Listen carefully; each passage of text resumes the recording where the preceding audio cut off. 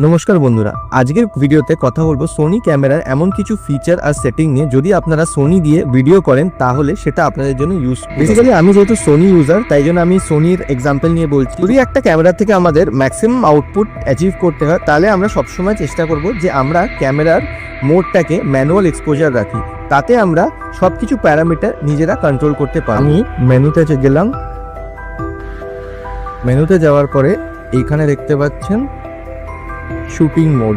Next thing যেটা আমাদেরকে change করতে হবে, রেকর্ডিং ফাইল ফরম্যাটটাকে আপনাকে 4K সিলেক্ট করতে হবে। নেক্সট থিং যেটা খুবই ইম্পর্টেন্ট রোল প্লে করে সেটা হলো ফোকাসিং। যেটা আপনাদের করতে হবে সেটা হলো ফোকাসিং। তো এখান থেকে আমরা চলে আসব এই অটো আর ম্যানুয়াল ফোকাসে। এখানে যে ফোকাস মোডটা আছে, এখান থেকে আমরা যদি ম্যানুয়াল ফোকাস করা থাকে সেটাকে আমরা কন্টিনিউয়াস অটো ফোকাসে চেঞ্জ করে অডিও লেভেলটা আপনাদের সঠিকভাবে নিতে হবে, যাতে আপনাদের ভিডিওর অডিওটা যেন শুনতে খারাপ না লাগে। তো সবসময় চেষ্টা করবেন যে অডিও লেভেলটা -12 dB যেন কম থাকে। যদি আপনারা বেটার কোয়ালিটির অডিও আউটপুট পেতে চান তাহলে অলওয়েজ একটা এক্সটার্নাল মাইক ব্যবহার করুন। এখানে দেখতে পাচ্ছেন যে আমি একটা এখানে এক্সটার্নাল মাইক ব্যবহার করছি আমার এই ভিডিওটা শ্যুট করার জন্য।